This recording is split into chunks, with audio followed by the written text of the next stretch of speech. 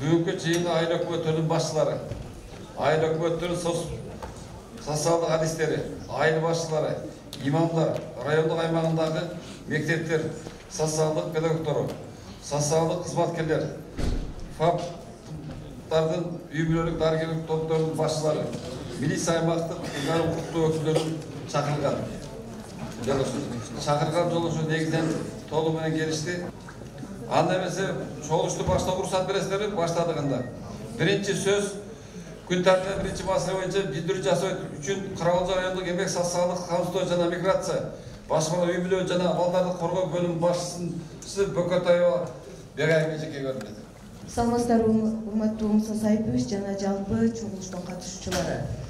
Бүгүнкү иш-чара Караколжо райондук мамлекеттик администрациясы жана Караколжо райондук прокуратура менен биргеликте каракпайым калктын турмушун жакшыртуу жана ар кандай зордук зомбулуктун кылмыштуулуктун алдын алуу болтурбу. Мындан сырткары жарандардын өз өмүрүн улануусуна бөгөт коюу менен бирге зордук зомбулуксуз, аракештик, баңгиликсиз таза коом куруу максатында айыл аймактагы кызматкерлер кайдыгерсиз мыйзам талабына ылайык иш алып баруусу үчүн кызматкерлердин кесиптик даярлыктарын жогорулатуу. Урматтуу иш-чаранын катышуучулары, баардыгыңыздарга белгилүү болгондой эле үй бүлөлүк зордук зомбулук республика боюнча баардыгыбызды ойго салып төшөткөн проблемалардын бири болуп калды. Биз буга чейин зордук зомбулуктун баардык түрлөрү, мисалга зордук зомбулуктун алдын алуу жана болтурбоо, зордук зомбулукка кабылган жарандарга биринчи жардамдарды көргөзүү, зомбулукка болгон жарандарды жана балдардын укугун коргоодо мыйзамдуу иштерди алып баруу боюнча бир канча деген окуяларды уюштуруп келгенбиз. Бирок тилекке каршы үй бүлөлүк зордук зомбулук фактылары болбой койгон жок. Катталган маалыматка ылайык 9 айдын жыйынтыгы менен 12 үй бүлөлүк зордук зомбулук фактылары катталган. Биздин бөлүмгө үй бүлөлүк зордук зомбулук боюнча 3 маалымат райондук оорукана тарабынан келип түшкөн. Келип түшкөн маалыматтарга жана жарандардын жеке кайрылууларына иликтөө иштерин жүргүзгөнүбүздө турмуштук оор кырдаалга кабылган аз камсыз болгон үй бүлөлөр, эскиче көз караштагы туура эмес түшүнүктөр, өлкөдөгү ар кандай дин тутумдардын көбөйүү себептери, аракештик, жумуссуздук, кайдыгерлик фактылары аныкталган. Буга мисал катары экранга көңүл бөлөсүздөр. Бул экрандагы үй бүлөнү көрүп отурган биздин айыл аймактагы жалпы кызматкерлер өзүңүздөрдүн жыйынтыгыңыздарды чыгарасыз деп ойлойм. Бул үй бүлөдө 6 жаш өспүрүмү бар жарандар жашайт. Балдардын атасы эмгектенип айына 30 000 сом өлчөмүндө айлык алат. Апасы болсо жумуссуз, аракештикке берилген.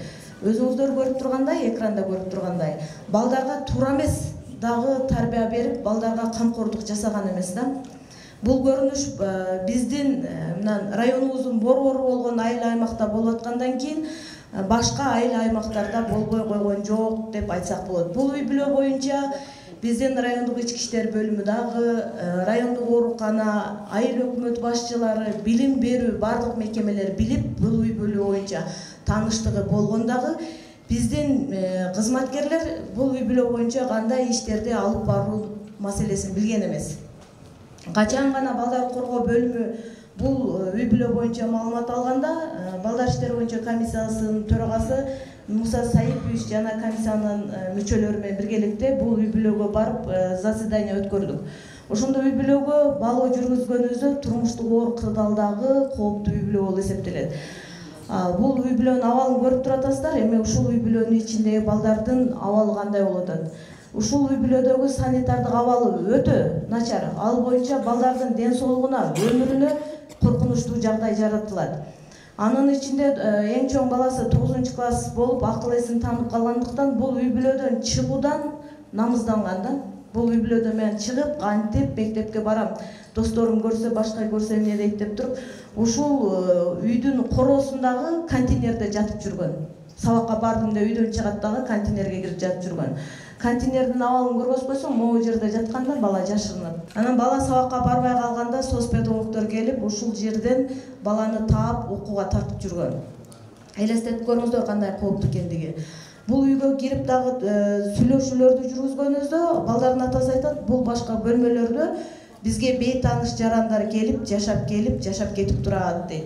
Бул жаш өспүрүмдөр ата энеси көп учурда жок болот. Ошондо бул бейтааныш адамдар балдарга сексуалдык же физикалык жана башка зомбулуктарды көргөзбөйт деп ким кепилдик берет да? А биз ошол барган учурда бир жаранга туш болдук. Биз аны сурамжылап ким экенин тактайын дегенде, ал өзү бул жерге 10-15 күндө бир эле келип жатып кетип тургандыгын, анан өзү Ош шаарында эмгектенгендигин билдирген. Бизге ким экендиги боюнча дагы толук маалымат берген эмес. Участкалык милиция кызматкерлерине биз ушул күнгө чейин кимдер жашайт экендиги, анан ал жарандар ким экендигин тактоо боюнча администрациянын токтому менен милдеттендирилген. Анан райондук ооруканадагы бардык ошол атап өткөн кызматкерлер бүгүнкү күндө милдеттендирип бул үй бүлө боюнча иш алып барып атат. Ушул үй бүлөдө абалын көрүп турасыздар. Ушул абалды биз убагында көрүп, билип туруп иш алып барбагандыктан үй бүлөлүк зордук зомбулук фактысы да аныкталып атат. Эми ойлоп көрүңүздөр, ушундай үй бүлөдө кандай эле зордук зомбулук болбой калсын. Жолдош тарабынан аялы урт токмокко алынгандан кийин райондук ооруканага жатып дарыланган. Биз барганда мен жолдошума арыз жазбайм, арыз доом жок деп арыз жазуудан баш тарткан. Бул бизге көрүнүш эле адам. Биз бир канча окууларды жүргүзгөнүбүздө менен деле бир айыл аймактагы кызматкерлер сиздер өз милдеттериңиздерди талапка ылайык иш алып барбагандыктан ушундай үйбө-үй кыдыруу деген тапшырмаларды бергенге карабастан квартал сайын кооптуу турмуштук оор кырдаалдагы үй бүлө жок деп маалымат берип келесиздер дагы, бирок жыйынтыгында ушундай көрүнүштөр болуп калып атат. Мен ушул жерде турган айыл өкмөт башчысы жана райондук ички иштер бөлүмүнө сунуш берет элем. Ушул үй бүлөнүн үйдүн кожоюну менен сүйлөшүп туруп, бул үйдү түбү менен жок кылууну. Анткени биздин райондун дал ортосунда борбордо мындай көрүнүш баарыбызга эле жагымсыз болсо керек. Буну эске алып, айыл аймактарда ушундай үй бүлөлөр боюнча иш алып барасыз деп ойлойм. Экинчиден, эскиче көз карашты туура эмес түшүнүктөр. Эскиче көз караштар менен эркектин камчысы күчтүү болсо, алган аялы уяттуу болот деген макала сөздөр менен биз өз жолдошторубузду зордук зомбулук жасаган улуу ата энелерибиз тарабынан эле тарбиялап койдук экенбиз. Мисал катарында эзелдеден бери аялдардын денесине оор эмес залал келтирүү менен аялдардын жазалоого көпчүлүк учурларда жол берилди. Бул көрүнүш кадимки эле көрүнүш болуп келет. Жогоруда атап өткөндөй жолдош тарабынан урт токмокко алынып, оор жараттын айынан ооруканага түшүп дагы жолдошуна арыз доом жок деп арыз жазуудан баш тартышат. Булдун кесепетинен ал эми көп учурда денесинен алган жарат менен ооруканага да келбей, уят, балдарым эмне болот, турмушум бузулат деп ооруканага келип дарылануудан да баш тартып, өзүнө курмандык жасоо менен зордук зомбулукту жаап жашырып, анын артынан ден соолугун жоготкон фактылар көп. Биздин айымдар, бул биздин райондордо айтып атабыз го 12 үй бүлөлүк зордук зомбулук фактысы катталды деп. Ошолор дагы жолдошторуна карата доо арыз жазуудан баш тартып эле келишет. Бул биздин райондук ооруканага келген маалыматтар. Келбеген айылдагы маалыматтарда канчасы. Ушуну урматтуу биздин адистер жер-жерлеринде түшүндүрүү иштерин жүргүзсөңүздөр жакшы болмок. Ошондуктан урматтуу бүгүнкү иш-чаранын катышуучулары адам укуктары боюнча жер-жерлеринде карапайым калкка туура маалымат бересиздер деп ишенем. Эгер сиздер ошо карапайым калкка туура маалымат бергениңиздерде бүгүнкү күндө зордук зомбулук, ар кандай кылмыштуулуктун кесепеттери азаймакчы. Эгер сиздер ушул боюнча жеринде карапайым калктарды чогултуп, жыйындарды уюштурсаңыздар, бүгүнкү иш-чарага катышып доклад окуган ар бир кызматкер ошо жер-жерлерине барып карапайым калкка түшүндүрүү иштерин жүргүзүүгө толук биз даярбыз. Көңүл бурганыңыздар үчүн чоң рахмат. Маалым берүүчү жетекчи суроо барбы? Зордук зомбулук биздин Кыргызстанда ушундай үй бүлө айылдарында катуу дейсиз. Сиз как заводтен катары, балдар жана үй бүлө бөлүм башчысы катары ушул жанагы көрсөткөн терс көрүнүшкө ушул бала окуучу кайсы мектептен? Ушуну айтпадыңыз. Кайсы мектептен? Соцпедагог ким? Мектептин директору ким? И кандай иш алып бардыңыз ушул маселе боюнча? И кимдер менен кандай эмне болду? Жыйынтыгында кандай иштерди алып барышыңыз? Ошону бир бизге айтып койсоңуз жакшы болот да. Ушул боюнча эмне иштер жасадыңыздар? Эң туура суроо, биз айыл аймактагы кызматкерлерди окутканыбызга карабастан ушундай көйгөйлөр, проблемалар катталып атат деп айтпадыкпы? Биз квартал сайын сурап отчетторду алабыз. Турмуштук оркурдалга кооптуу үй бүлөлөр барбы дегенде бардык айыл аймакта жок деп келет да. Ушуну айыл өкмөт башчылары эске алышыңыздар керек. Эми бул көрүнүштөрдү көрүп атасыздар. Бул биздин бөлүмгө маалымат келип түшкөндө биз балдар иштери боюнча комиссиясынын төрагасы Муса Саипович жана комиссиянын мүчөлөрү бардык мекеменин жетекчилери менен биргеликте биз жерине выездный заседание кылып бардык. Барып социалдык, укуктук, педагогикалык, психикалык, медициналык жардамдарды берүү үчүн иш-чаралар, индивидуальный план, жеке пландар түзүлүп, үй бүлөнү коргоо жана баланы коргоо боюнча биздин ОПС тарабынан мыйзам талабына ылайык пландар түзүлүп, тиешелүү мекемелер милдеттендирилди. Милдеттендирилген мекемелер комиссияда каралып, Карабулжа райондук мамлекеттик администрациянын токтому менен мекемелер милдеттендирилди. Милдеттендирилген мекемелер бүгүнкү күндө санэпидстанциядан барып, бул үй бүлөгө медициналык жардамдар берилип, медицинадагы балдарды, үй бүлөнү ден соолугунан толук медициналык жардамдарды өткөрдүк деп маалымат берип атат. Анан бунун 4 баласын биздин мына Шарп Жээнбеков атындагы лицейге жайгаштырдык. Чоң баласы Эшманбетовде окуйт, ал контейнерде жаткан Осмонов мектебинин окуучусу да. Бул биздин райондун борборунда болуп аткан көрүнүш. Сиздин берген сурооңуз аябай жакшы. Анан биз комиссияга бул ушул деңгээлге алып келгендиги үчүн тиешелүү мекемелерден кызмат ордуларын кароо боюнча дагы сунуш бергенбиз. Бирок ал сунуш эскертүү менен эле келе атат. Эми бүгүн дагы сиздерге эскертип коеюн, биз комиссияда эскерткенбиз, биздин полномочиябыз ушу талаптарды туура эмес берилген токтомдорду, мыйзам талаптарын аткарбасаңыздар, өз мөөнөтүндө сиздер билесиздер, мөөнөт берилет буга. Бири-бирибизди эскертип эле жүрө береткенбиз. Эми бул жыл жыйынтыгында биз мониторинг жүргүзгөндө аткарылбаган иштер боюнча райондук прокуратурага берет окшойбуз. Бүгүн райондук прокуратуранын өкүлдөрү өзү көрүп отурат. Өздөрү дагы бул боюнча көзөмөлгө алат деп ойлойм. Урматтуу жыйындын катышчылары, муну маселени бир карасаңыздар, үйдүн ичин көрсөтсөм жана балдар менен турганда. Мына үйдө болгон төшөк орунчу ушул, башка төшөк орунчу жок. Жолдоштор. Ата-энеси менен балдар 5 бала ушул эле төшөк орунчуда турат. Рахмат. Карабулжа айыл өкмөтү, сиз жооп бересизби же бул үйдү же соц айтсаңыз жооп берет?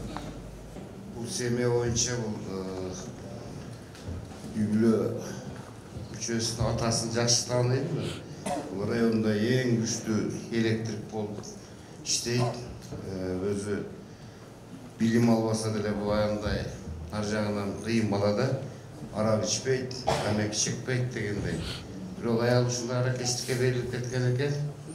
Действительно бул мындай эмесин билбейт экенбиз. Биз азыр айыл өкмөт тарабынан төшөнчү орундар алып берилди.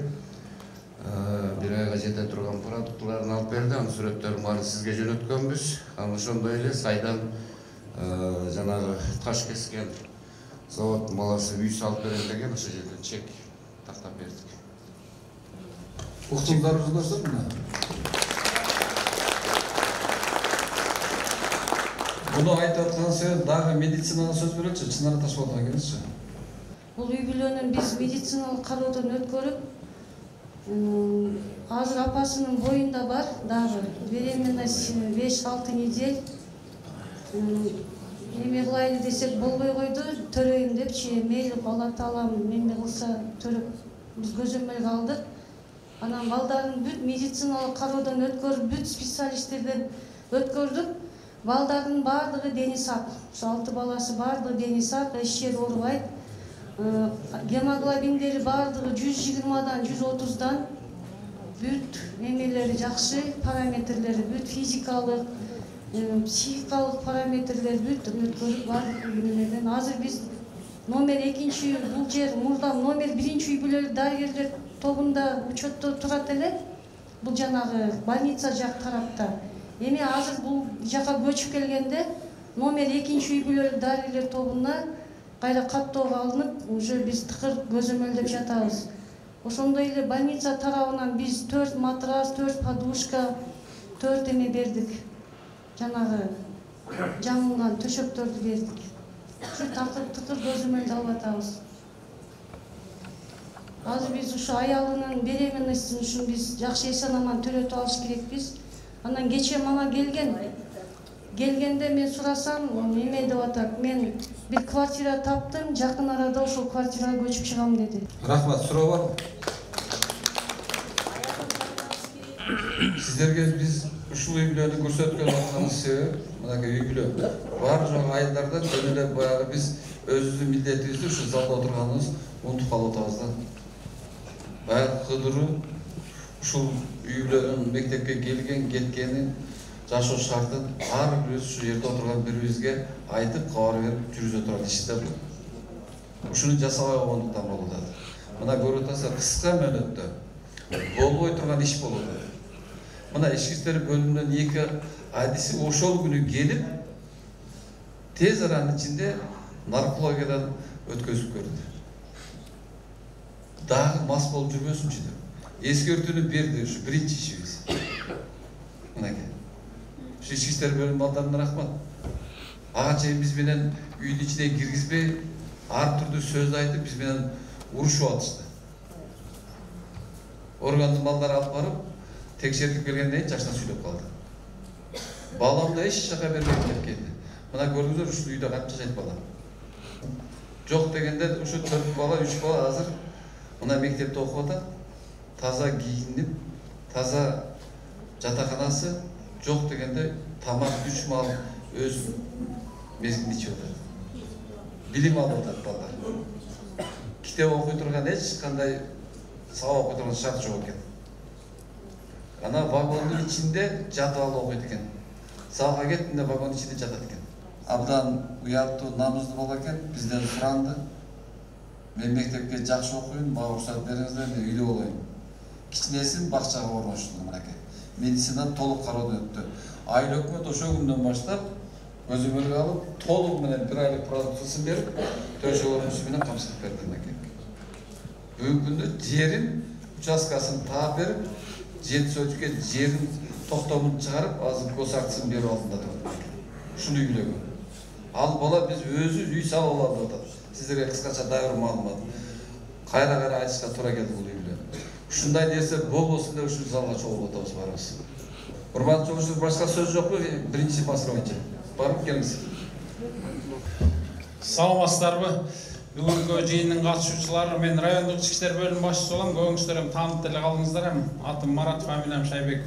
Мен Муса Сайбович, сиздер бир эле факт боюнча неме кылдыңыздар. Мен сиздерден баарыңыздардан жер-жерлерде WhatsApp группалар бар, айыл өкмөттөр бар, баарыңыздар бул жерде отургандар эми кайдыгер карабайсыздар деп ойлойм. Өзгөчө бу жерде аял заты баарыңыздар көбүрөөк отуруп атасыздар. Мондай үй бүлөлөр бизде райондо эми мындай каралбай калбаса дагы мигрант үй бүлөлөр көп. Өзүңүздөр билесиздер, бу жерде көбүңүздөр мамлекеттик кызматта иштейсиздер. 6-базар күнү көчөгө чыксаңыздар, мен өзүм байкайм да, адам жок. Кары картаңдар, анан мамлекеттик кызматкерлер, калганы баары мигрант болуп сыртта жүрөт. Ошон үчүн мондай үй бүлөлөрдү кайдыгер карабайсыздар, мен милицияларым бардык жерге жетишпейт. Мен азыр сиздерге пример менен айтам, мына күз мезгилинде азыр улак деген, той топур деген болуп атат. Анан мен балдарым баары оптом эле ошол жерлерге бөлүнүп кетип атат. Менде ППС деген жок, башка деген балдар жок. Бөлө турган 10-дон 15тен балдарды бөлүп атам ошол жерлерге. Ал жерге бөлбөсөм да болбойт. Акыркы эле мынакей 7-ноябрда болгон, Булай талада көк бөрүдөн кийин мушташ 4-5 больницага түшүп, Ошко чейин больницага жатышты да. Андай нерселерди карабасам болбойт. Өзүңүздөр билесиздер, Ошто да 31-инде болду, ыз ичүү, кандай ыз ичүү менен болду булак. Анан мен сиздерден ошо суранып кетейин дегендер, сиздер кайдыгер карабасаңыздар. Бизге ички иштер органдарынын өзүңүздөр болсо, мен участкөлөрдүн баарын жер-жерлерге сүрөттөрү менен телефондорун илдирдим. Өзүм дагы телефондорун баарын, ишеним телефондорун баарын жер-жерлерге илдирдим. Ошо өзүңүздөр баягы аралашпай калбайын деп өзүңүздөр да ошо телефондор участкөлөргө барып өзүн айтып койсоңуздар убагында. Мен сиздерге баягы сөзүм куруу болбосун, акыркы эле окуяларды өзүңүздөр жакшы билесиздер. Кайсы айыл өкмөттөр экен, кайра экенин айтпай эле коеюн, бирок баарыңыздар эле билет болушуңуздар керек. Акыркы немеде ушу үй бүлөлүк зордук, зомбулук, үйдө үй чыр-чатактын айынан эркек кишилерибиз дагы сабырдуулуктун немесинен билбем кайсынан экен уксуз ичип өлгөн биздин жарандарыбыз бар. Баарыңыздар кабарыңыздар бар болуш керек. Ошол үй бүлө кийин үй бүлөсү менен үй талашып, азыркыга чейин ызы чуу болуп, мен үйлөрүнө чейин барып, өзүм ошол нерсенин баарын чечип, балдары калды артында. Үй бүлөлөр 80ден ашкан атасы ошону да калыстык кылбай, башка чечип бербей, ошол нерселер да келип атат да. Андан кийин эле мына дагы бир аял асынып өлдү. Анын 4 баласы, 3 баласы калды. Анын туугандары азыркыга чейин мынакей прокуратура кызматкерлери да отуруп атат. Азыркыга чейин бизди телевидениеге берип, бизди асын күйөөсү өлтүрүп койду, кайниси өлтүрүп койду. Даже имамга чейин күнөөлөп жүрөт. Потому что алар баягы үй бүлө бузулбасын деп иниси, бир тууган иниси. Анан имамдар ортого түшүп, акыркы жолу алып кетебиз деген алып калган экен. Анан кийин аял асынып өлүп калды. Ошодон кийин дагы азыркы күнгө чейин мынакей ызы чуу болуп атабыз. Ошол нерселерди сиздер жерлерде мынакей көп мурдагыдай ичкен, мынакей азыр да көрүп атасыздар, ичкиликтин азабын. Аял киши ичип кеткен өзү бул Кыргызда жакшы нерсе эмес. Бул да оору өзүнчөчү. Мен сиздерди көңүңүздөр эле түшүнөт болушуңуздар керек. Бул оору өзүнчөчү. Наркомания сыяктуу эле ичкилик дагы өзүнчө оору. Жерлерде мынакей ошо оору, ошодон чыга албай атат. Өзүн неме болуп, канча лечение кылса, башка кылса да. Ошол эле мына азыр күйөөсү кече эле бизге жүрөт жерде биздечи. Баласы менен жүрөт. Аялы өлүп калды. Ошол да ичкиликтин айынан.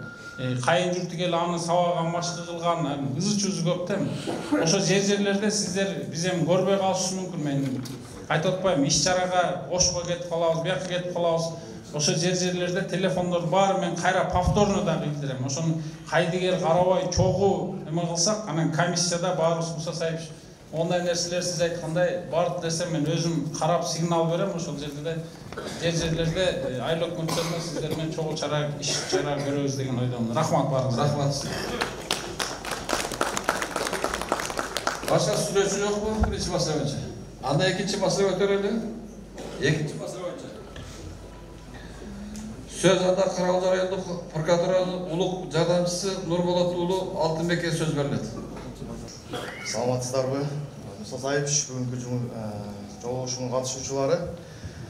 Бүгүнкү экинчи тема боюнча акыркы мезгилде коомдо болуп жаткан үй бүлөлүк зомбулук, жаш жетелектерге карата зордуктоо, өзүн өзү өлтүрүү фактылардын өсүшүнүн алдын алуу жана ошондой эле гендердик мониторингди такай жүргүзүү боюнча кыскача маалымат берип өтөйүн.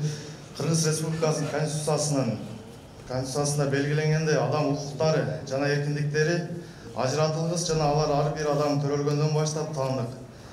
Эч ким жынысы, расасы, тили, майыптуулугу, этностук таандыктыгы, туткан дини, курагы, саясий жана башка ынамдары менен мүлктүк же башка абалы, ошондой эле башка жагдайлар боюнча басмырланышы мүмкүн эмес. Басмырлоо жол берген адамдарды мыйзам ылайык жоопкерчилик тартат. Ар бир адам өзүнүн өмүрүн жана ден соолугун, башка адамдардын өмүрүн жана ден соолугуна зарыл болгон коргонуу чегинде укукка каршы кол салуудан коргонуу укуктуу. Бул багытта мамлекет тарабынан үй бүлөлүк зордук, зомбулукту алдын алуу максатында 2017 жылдын 27 апрелинде үй бүлөлүк зомбулуктун сактоо жана коргоо жөнүндө атайын мыйзам кабыл алынган.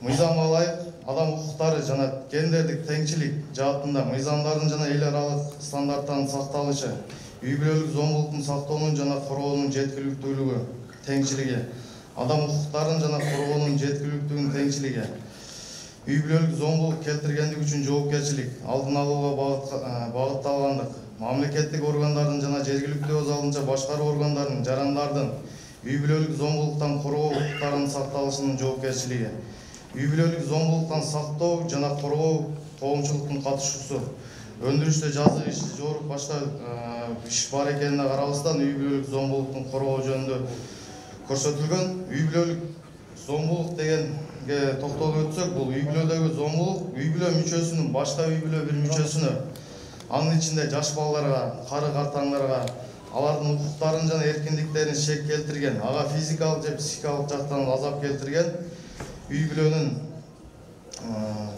жашы жете элек мүчөсүнө тактап айтканда балдарга моралдык зыян же физикалык же өзүнүн жеке өнүгүүсүнө коркунуч келтирген атайлап жасаган аракет. Азыр эле жогоруда көрсөтүлгөн видеороликте бир үй бүлөнүн турмуш шартын көрүп өттүңүздөр. Бул жерде мисал катары айтсак, мынакей балдардын ата-энеси балдарын кароосуз калтыргандыгы, тарбиясынын жоктугу, ошондой эле ушул багытта эч кандай тарбия көрсөтпөгөндүктөн балдар дагы ушул нукта кетип тарбия алып, кийин чоңойгондо буларга кандай тарбия болот, өзүнүн үй бүлө курганда булар кандай өзүнүн балдарына кандай тарбия бергенди бул ата-энеси үйрөтүп атат да. Үй бүлөлүк зомбулуктун бир гана бизде коомчулукта үй бүлөлүк зомбулук десек, бул физикалык жактан гана күч колдонуу, бул үй бүлөлүк зомбулукка деп баардыгыбызда түшүнүк пайда болуп калган. Бирок үй бүлөлүк зомбулукта мыйзам тарабынан каралганда бир канча түрү бар. Тактап айтсак, физикалык зомбулук, психикалык зомбулук, сексуалдык зомбулук жана экономикалык зомбулук.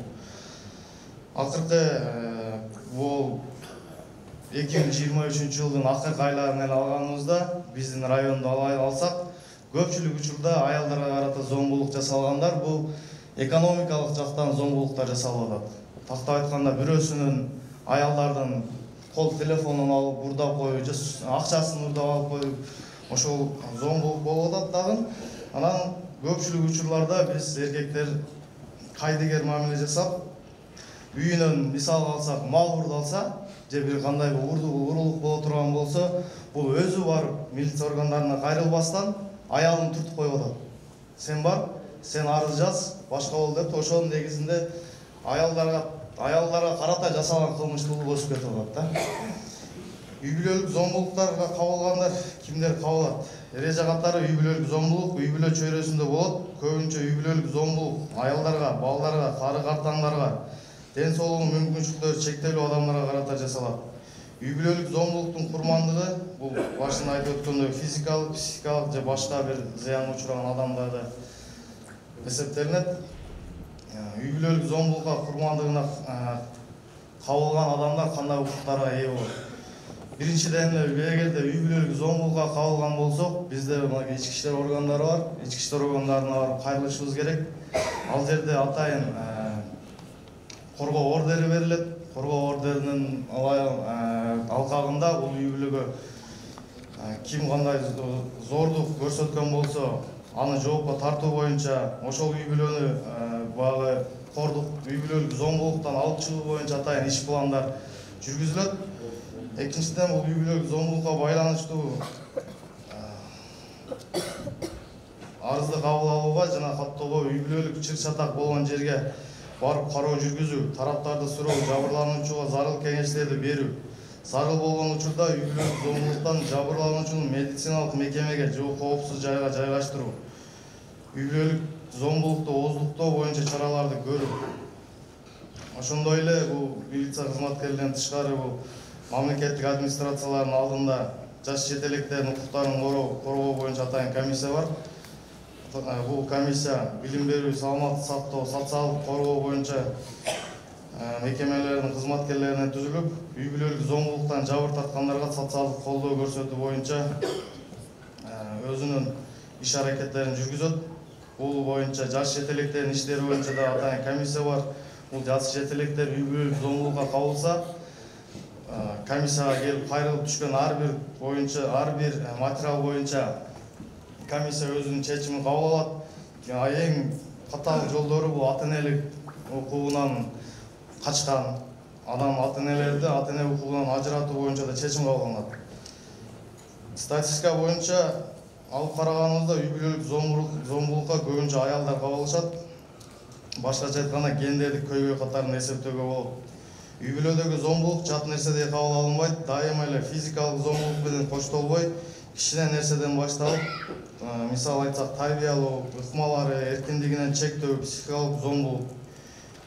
Үй бүлөнүн ичинде өкүм сүргөн зомбулуктун проблемасы көпчүлүк учурда зомбулукка кабылгандардын өз учурунда тийиштүү органдарга кайрылбоосу, жасалган зомбулуктун жаап жашыруу натыйжасында жазасыз кала беришип, анын жыйынтыгына чоң кылмыштарды жасоо алып келүүдө.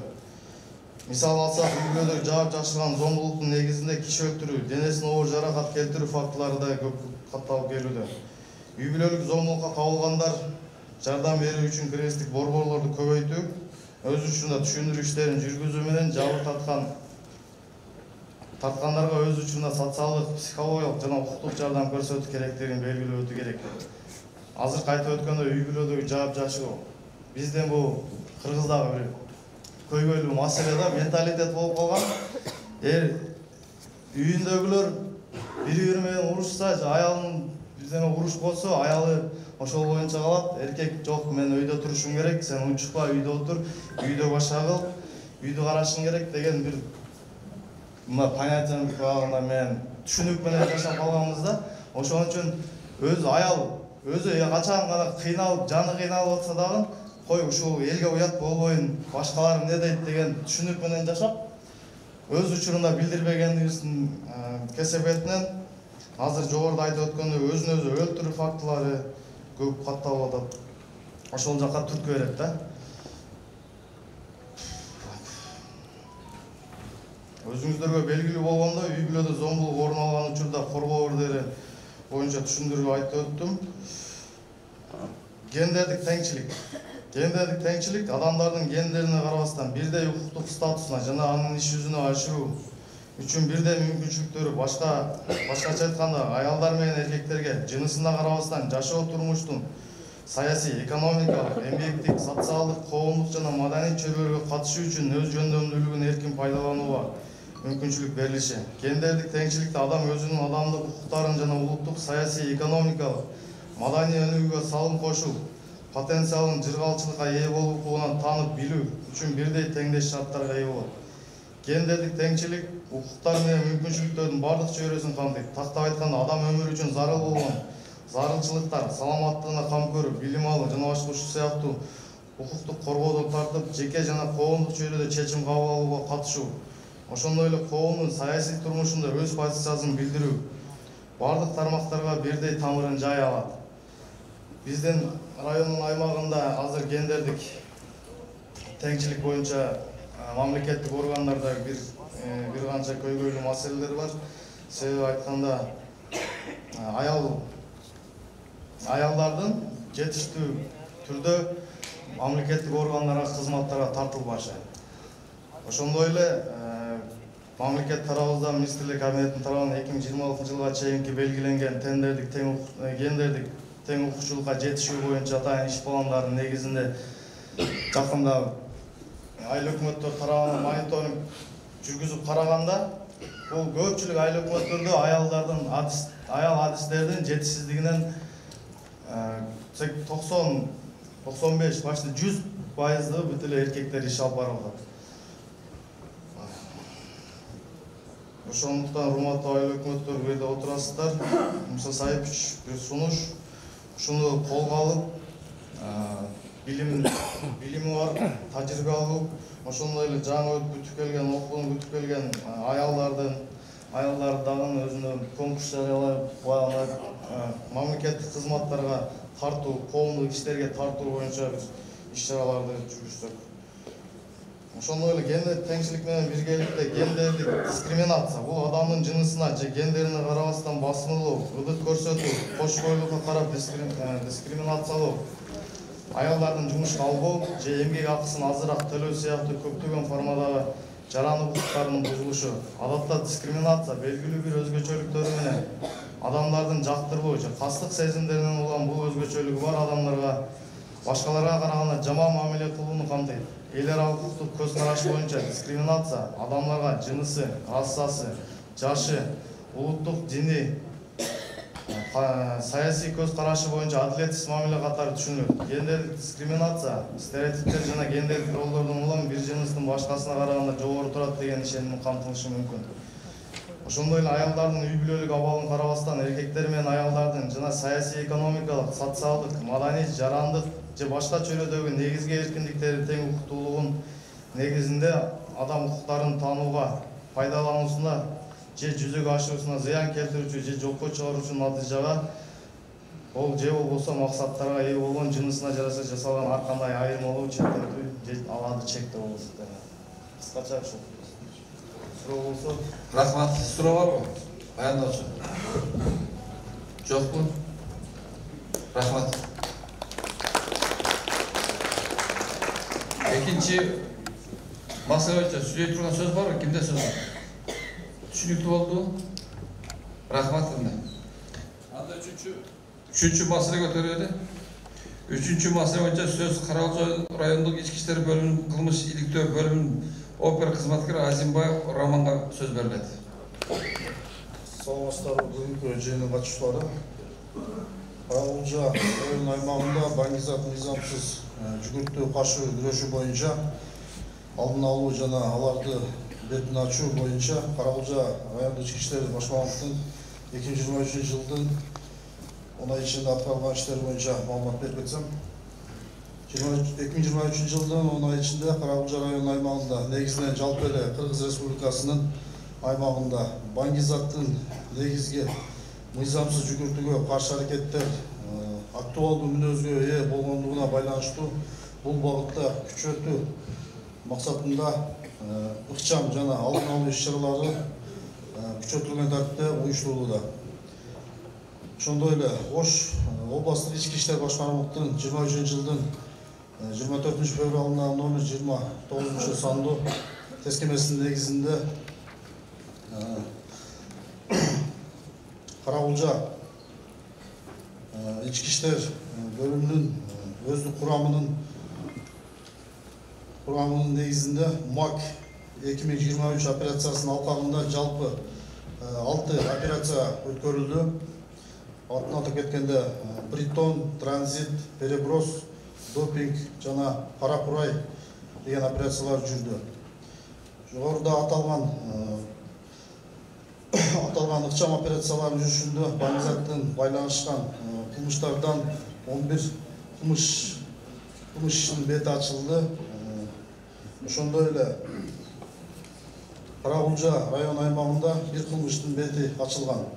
Kısaca kılmış boyunca aytıp etsek 2023 жылдың 27 сентябрь күнү saat 15:00 çamasında Karaolca айылынын Алиев жана Суранбай көчөсүнүн кесилишинде 1980 жылкы ЗК аттуу жаран кармалып өздүк тинтүү жүргүзүү учурунда 1,12 грамм түзгөн кара кочкул түстөгү жагымсыз жыты бар зат алынган. Dayındalgan sotluk medicinsal kimyalıq ekspertizanın kortuntusuna layık jarandan alıngan zat gaşiş bangizat ekendigi anıktalgan. Uçurda jaran Kırgız Respublikasının Cıpkan'ın 98 belediyesinin negizinde Oş şahrında jaygaşkan 115-25 mekemesinde karmalık girgizilgen. Жогоруда айтылган негизде баңгизатка каршы күрөшүү жана район аймагында айыл башчылары менен биргеликте жапайы өскөн кара-курайларды жок кылуу үчүн чаралары көрүлүүдө. Район аймагында баңгизаттардын психикалык, синтетикалык бузуучу түрлөрүн жаштар жана мектеп окуучулары арасында, ошондой эле социалдык тармактар аркылуу сатуу жана колдонууга бөгөт коюу максатында Bilim берүү мекемелеринин өткөрүүсүндө жана жаштар менен иштөө инспекциясынын тескерүүчүлөрү менен биргеликте түшүндүрүү иш-чаралары өткөрүлүп, лекциялар, тегерек столдор жана видео роликтер уюштурулуп көрсөтүлүп берилүүдө. Кошумча айтып кеткенде, Karaolca району аймагында баңгизатка каршы күрөшүү, аны таркатууну токтотуу тенденциясын азайтуу максатында бир топ кеңири масштабтагы комплекстүү алдын алуу иш-чаралары уюштурулууда.